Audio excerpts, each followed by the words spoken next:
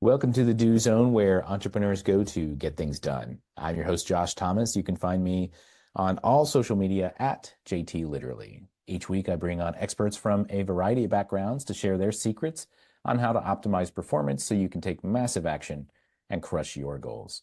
The Do Zone is sponsored by Fast Track Funnels, the new way to bring in consistent daily sales for your business in 2025 without cold outreach or burning cash on ads. We use this method with a brand new business to generate more than $100,000 cash collected in less than 30 days. Download the free step-by-step blueprint that shows exactly how we did it at getconversions.net. Once again, that's getconversions.net.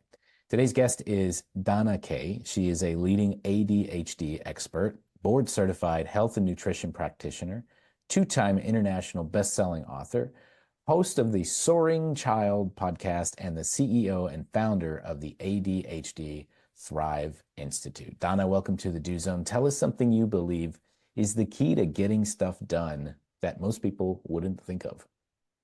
That is a really interesting question, and I don't think I've ever been asked that question before.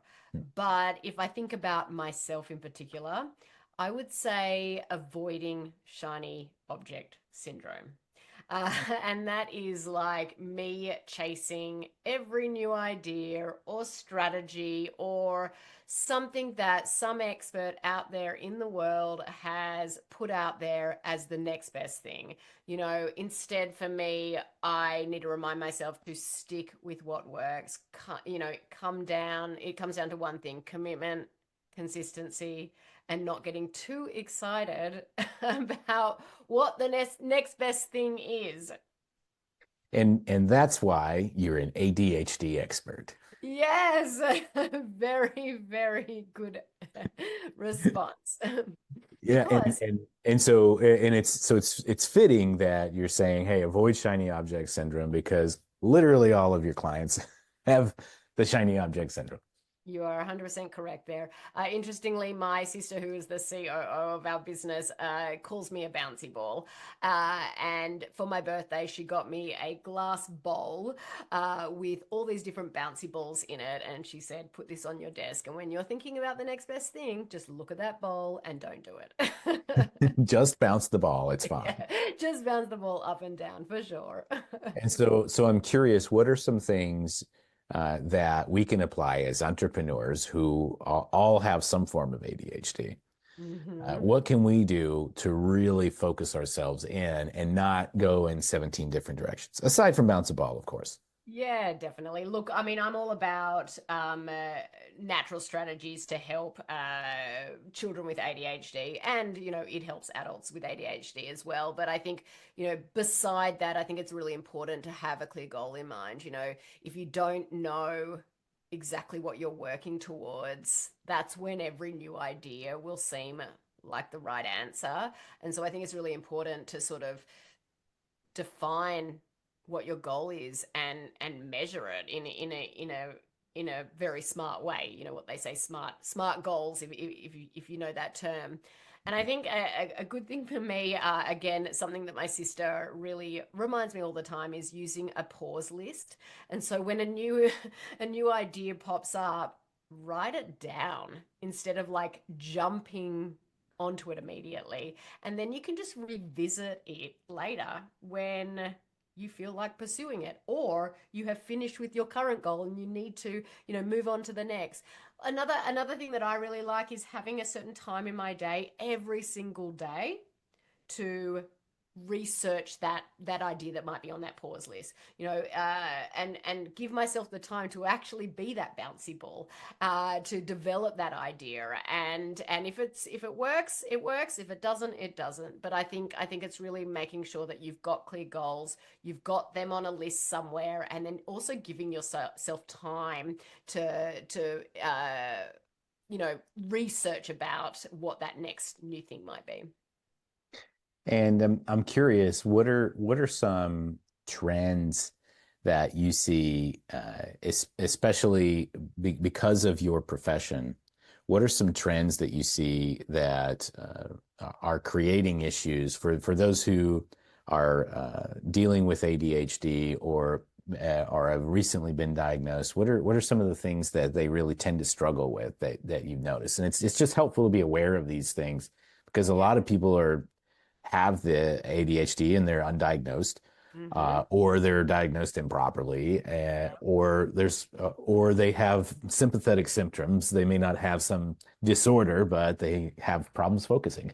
Yeah, you're right there, and I actually like that you said that some people aren't diagnosed, and some people are diagnosed incorrectly because one of the things here in the US where I live, I know I don't sound like it, but I do live here, is they've got a very easy way to diagnose ADHD, which is actually incorrect, and so you can actually go to your doctor, fill out a form, and they can go, "You've got ADHD. Here's some medication," which is so wrong, and so I think the question that you asked is really important because you do want to educate yourself on symptoms of ADHD. And so, while I work predominantly with kids, this applies to everything.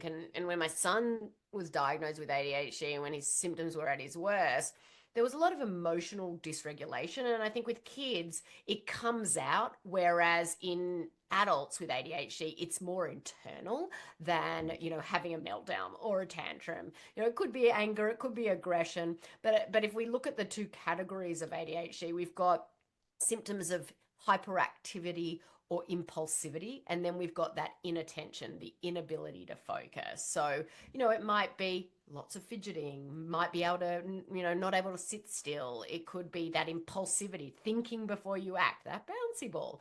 It could be unable to focus or pay attention, or at the same time you could be jumping from one thing to the next, and so it actually looks like you're unable to focus, but you're actually focusing quite a bit on too many things.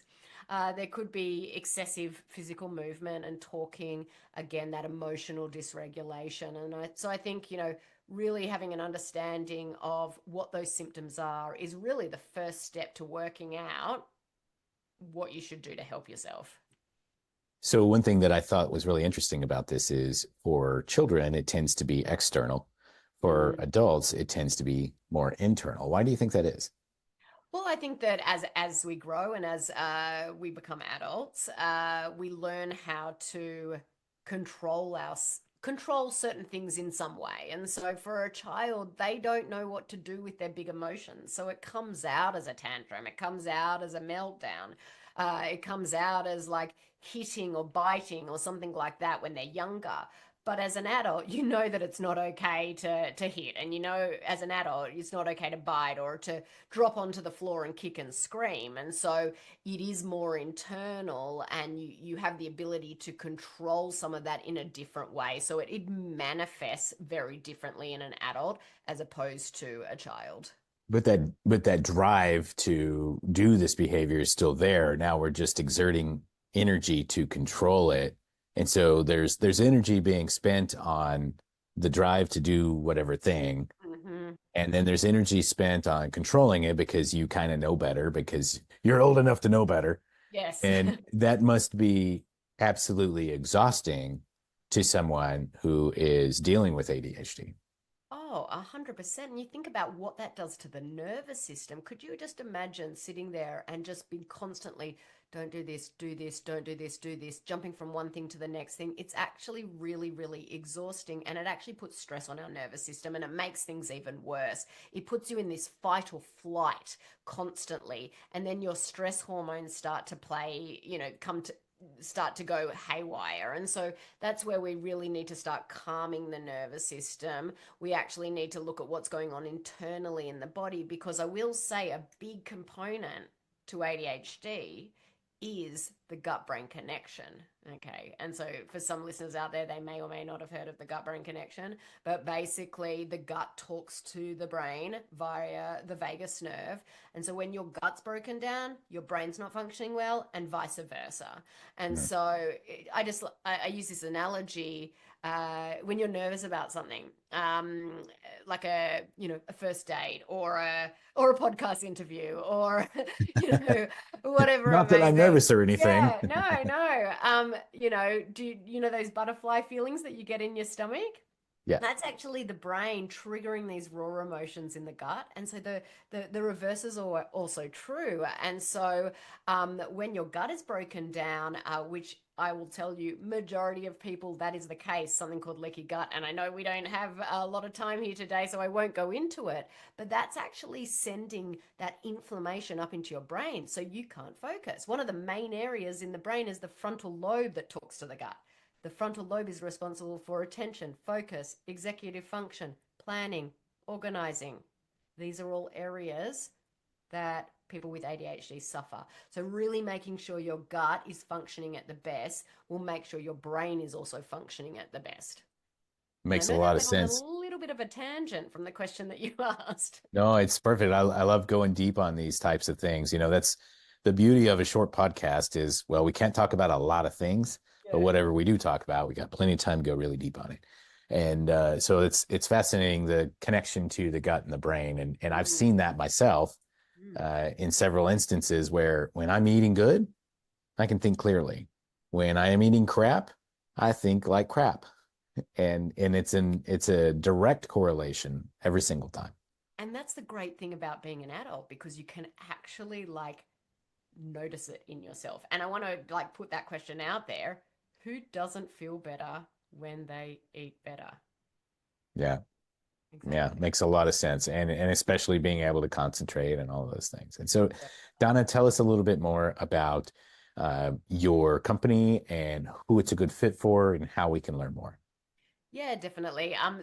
My business, as you mentioned, is the ADHD Thrive Institute. While we do specialize in helping parents of children with ADHD reduce those symptoms naturally by really addressing what's going on inside the body, those root causes, those hidden stresses like the gut-brain connection, without sort of relying on medication. And our approach is really centered on that gut health, that gut-brain connection, nutrition, and reducing inflammation, all which play a critical role in ADHD, in attention, impulsivity, emotional regulations. And so we really help and guide families through that whole process so their kid can thrive. Your child and your family don't need to suffer when someone is diagnosed with ADHD. To date, we've helped over 1,300 families, giving their children the tools that they can thrive academically, emotionally, and socially. Excellent. And where can we go again to learn more? The ADHD Thrive Institute.com. There's no the on the beginning of that, so it's just ADHD Thrive Institute.com.